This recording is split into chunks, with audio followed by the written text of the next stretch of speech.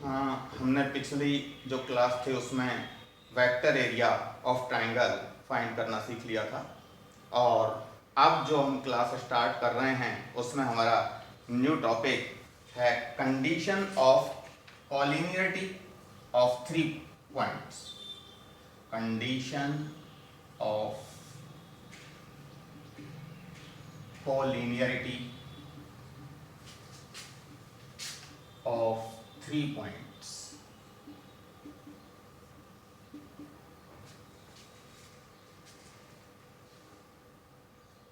इस पॉइंट में हम देखते हैं कि जो 3 पॉइंट्स कोई हैं और उनके पोजीशन वेक्टर अगर हमें दिए हुए हैं ए vector, B vector, C vector, तो वो तीनों पॉइंट्स कोलिनियर होने के लिए कंडीशन क्या होती है?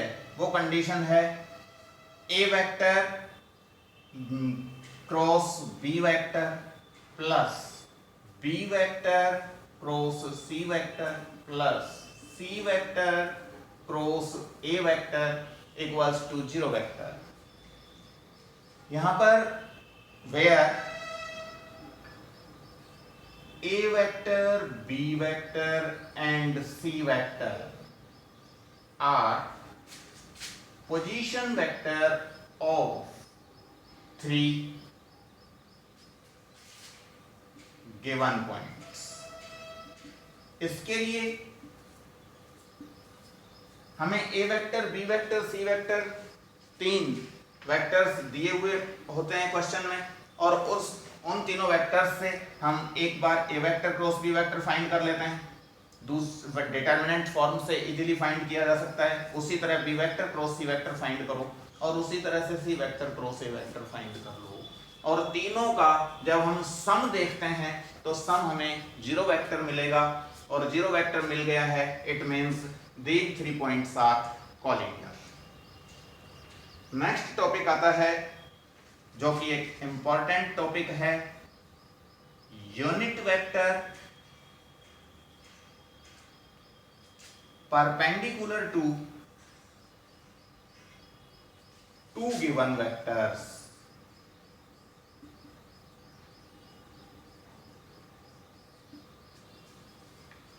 Unit vector perpendicular to 2 given vectors. यहां हमने फॉर्मूला जो पहले देखा था A vector cross B vector का, जो फॉर्मूला देखा था वो था A vector cross B vector magnitude A vector magnitude B vector sine theta into N cap. और यहां मैंने बताया था कि एन कैप जो है, एन कैप क्या है? N cap is unit vector perpendicular to both the vectors A vector and B vector. तो यहां हम जो फाइंड करना चाह रहे हैं वो वही है, unit vector perpendicular to 2 given vector means N cap. तो एन कैप को फाइंड करने के लिए इससे हम अगर डायरेक्ट फॉर्मूला बनाना चाहते हैं तो एन कैप इक्वल्स टू क्या बन गया? A vector cross B vector upon magnitude A vector magnitude B vector sine theta. But ये फॉर्मूला एक इनकम्प्लीट फॉर्मूला होगा, इसलिए एन कैप के लिए हम स्पेशल फॉर्मूला जो यूज करेंगे, एन कैप इक्वल्स टू वो होगा A vector cross B vector upon magnitude of A vector cross B vector. N cap का हमारा जो फॉर्मूला होगा वो इसके साथ प्लस माइनस साइन यूज कर सकते हैं। तो N cap equals to plus minus A vector cross B vector upon magnitude of A vector cross B vector. इस पर हम एक एग्जांपल लेते हैं, और ये एग्जांपल हमारा क्वेश्चन नंबर 2 एक्सरसाइज 13.3 है। क्वेश्चन नंबर 2 में तुम बुक से देखोगे क्वेश्चन नंबर 2 को एक्सरसाइज 13.3 में। ये क्वेश्चन तुम देख रहे हो, क्वेश्चन है find a unit vector, find a unit vector perpendicular to i cap minus 2j cap plus k cap and 2i cap plus j cap minus 3k cap. Solution is let a vector equals to I cap minus 2j cap plus k cap and b vector equals to 2i cap plus j cap minus 3k cap. और अभी हमें जो find करना है unit vector perpendicular to both the vectors, तो इसके लिए मैंने अभी फॉर्मूला पहले तुम्हें लिखवा दिया है कि n कैप इक्वल्स टू क्या होता है plus minus a vector cross b vector upon magnitude of a vector cross b vector. Vector के अपॉन में अगर मैग्नीट्यूड रखते हैं तो हमें यूनिट वेक्टर मिल जाता है. तो इस तरह से ये यूनिट वेक्टर फाइंड करने का फॉर्मूला है. इसके लिए हमें पहले a vector cross b vector find करना है. a vector cross b vector को डिटरमिनेंट फॉर्म में i cap j cap k cap first row. a vector के स्केलर कंपोनेंट्स हैं 1 -2 1. b वेक्टर के स्केलर कंपोनेंट्स हैं 2 1 -3.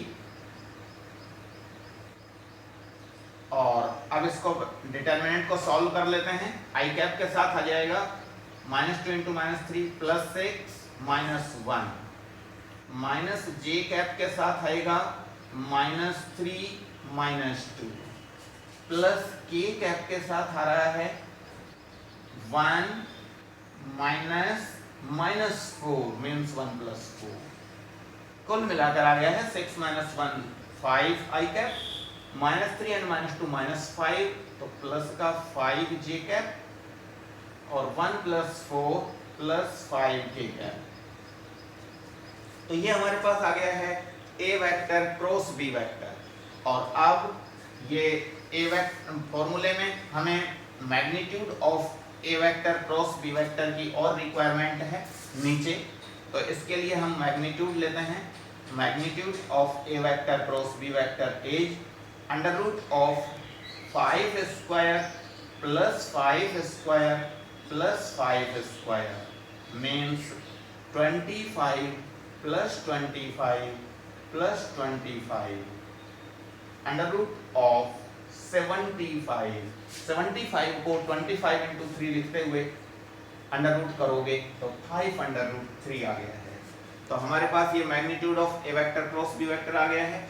और अब हम n कैप इजीली फॉर्मूले पर वैल्यू पुट करके फाइंड कर सकते हैं. n cap equals to plus minus a vector cross b vector को हम ऊपर लिखेंगे जो हमारे पास है 5i cap plus 5j cap plus 5k cap upon में magnitude of a vector cross b vector हमारे पास आ चुका है 5√3. अब 5√3 से इसे हम डिवाइड करेंगे तो ऊपर 5i कैप के अपॉन में 5√3 करेंगे तो 1/√3 i कैप आ गया. 5j कैप के अपॉन में 5√3 करेंगे तो 5 से 5 कैंसिल होगा प्लस 1/√3 j कैप आ गया. और 5k कैप के अपॉन में भी 5√3 करेंगे तो प्लस 1/√3 k कैप आ गया. इस तरह से हमारे पास ये यूनिट वेक्टर फाइंड हो गया है perpendicular to both the vectors a vector and b vector. ये क्वेश्चन कंप्लीट हुआ और